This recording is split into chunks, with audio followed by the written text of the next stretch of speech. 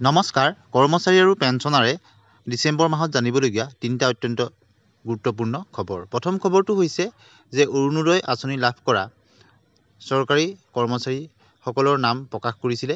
যিসকলে চৰকাৰী কৰ্মচাৰী হৈও তেওঁলোকে অৰুণোদয় আঁচনি লাভ কৰিছিলে, তাৰে 179জন শিক্ষা বিভাগৰ বুলি বাতৰি কাকতত প্ৰকাশ পাইছে। এই কথা মুখ্যমন্ত্ৰী মহোদয়ে ঘোষণা কৰিছিলে কিছুদিনৰ আগতে। এতিয়া আহিছোঁ দ্বিতীয়টো খবৰলৈ। পেঞ্চনৰ অডিট 30 দিনত জমা দিয়া।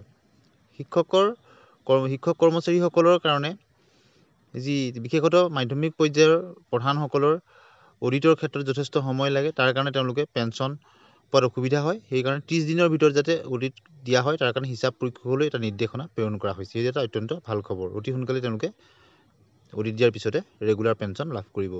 তৃতীয়টো খবৰ, 1 জানুৱাৰীত মিউচুৱেল ট্ৰেন্সফাৰ। ফেচবুক লাইভ যোগে মুখ্যমন্ত্ৰী মহোদয়ৰ ঘোষণা। 1 জানুৱাৰীত ৰাজ্য চৰকাৰে চৰকাৰী কৰ্মচাৰীসকলৰ মিউচুৱেল ট্ৰেন্সফাৰৰ পৰ্টেল মুকলি কৰিব। এই পৰ্টেলত অহা 28 ফেব্ৰুৱাৰীলৈকে 2 মাহ খোলা থাকিব। আজি ফেচবুক লাইভ যোগে এই কথা প্ৰকাশ কৰিছে মুখ্যমন্ত্ৰী ডক্টৰ হিমন্ত বিশ্ব শৰ্মা ডাঙৰীয়াই। আৰু আত্মনিৰ্ভৰ অসম আঁচনিৰো দ্বিতীয় যিটো আত্মনিৰ্ভৰ আঁচনিৰ দ্বিতীয়টো পৰ্যায়, সেই দ্বিতীয় পৰ্যায়ৰ আবেদনৰ পৰ্টেলো 1 জানুৱাৰীৰ পৰা মুকলি হ'ব।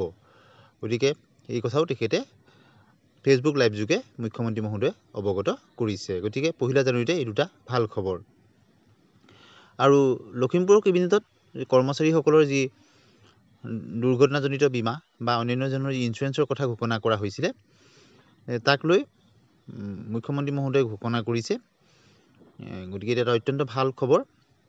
স্থায়ীভাৱে ঘূণীয়া হ'লে 70 লাখ টকা ক্ষতিপূৰণ দিয়াৰ সিদ্ধান্ত গ্ৰহণ কৰা হৈছিল। ইয়াৰ বাবে ৰাজ্য চৰকাৰে ষ্টেট বেংক অৱ ইণ্ডিয়াৰ সৈতে বুজাবুজি চুক্তি কৰাৰ সিদ্ধান্ত লৈছিল। অহা 1 জানুৱাৰীত অসম চৰকাৰে state bank of India, Indian বেংককে ধৰি চৰকাৰী কৰ্মচাৰীয়ে লেনদেন কৰা বেংকৰ সৈতে বুজাবুজি চুক্তি কৰিব। সেইদৰে মিছন বসুন্ধৰা 3.0 বা 3.0 আবেদনৰ অন্তিম সময় 31 ডিচেম্বৰ শেষ হোৱাৰ কথা উল্লেখ কৰি মুখ্যমন্ত্ৰী ডক্টৰ শৰ্মাই কয় যে সামাজিক অনুষ্ঠানসমূহক ভূমিপট্টা লাভৰ ক্ষেত্ৰত চৰকাৰে ইতিমধ্যে আবেদন প্ৰক্ৰিয়াৰ যথেষ্ট সৰলীকৰণ কৰিছে। এতিয়া আবেদনৰ সময়ত সামাজিক অনুষ্ঠানসমূহে পঞ্জীয়ন নম্বৰো দাখিল কৰিব নালাগে। চাৰ্টাৰ্ড একাউণ্টেণ্টৰ জৰিয়তে অডিট ৰিপৰ্টো দাখিল কৰিব নালাগে। 8-9 মাহৰ পাছত যেতিয়া আবণ্টনৰ সময় আহিব, তেতিয়া তেওঁলোকে পঞ্জীয়ন নম্বৰ দাখিল কৰিলেই হ'ল। সেই সকলো সামাজিক অনুষ্ঠানতে 31 ডিচেম্বৰৰ পূৰ্বে ভূমিপট্টাৰ বাবে আবেদন কৰিবলৈ আহ্বান জনায়। ফেচবুক লাইভত মুখ্যমন্ত্ৰী ডক্টৰ শৰ্মাই কয় যে আৰক্ষীৰ লিখিত পৰীক্ষাত অহা ফেব্ৰুৱাৰী মাহত অনুষ্ঠিত হ'ব। 3য় আৰু 4ৰ্থ বৰ্গৰ এডিআৰিৰ ফলাফল অহা ফেব্ৰুৱাৰী মাহৰ শেষৰ ফালে বা মাৰ্চৰ প্ৰথম সপ্তাহতে দিয়া হ'ব। চৰকাৰে নিৰ্ধাৰিত সময়ৰ ভিতৰত 30,000 নিযুক্তি সমাপন কৰিব বুলি ঘোষণা কৰিছে। অন্য এটা খবৰ আহিছোঁ, প্ৰতিবাদী টিউটৰক দিছপুৰ চলোত বাধা নিৰাপত্তাৰক্ষীৰ। প্ৰতিবাদৰ মাজতে শিক্ষামন্ত্ৰীয়ে আলোচনা, দৰমহা বৃদ্ধিৰ আশ্বাস।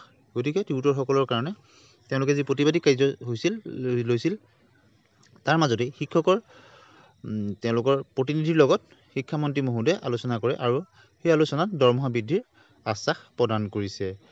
গতিকে এইটো এটা গুৰুত্বপূৰ্ণ খবৰ।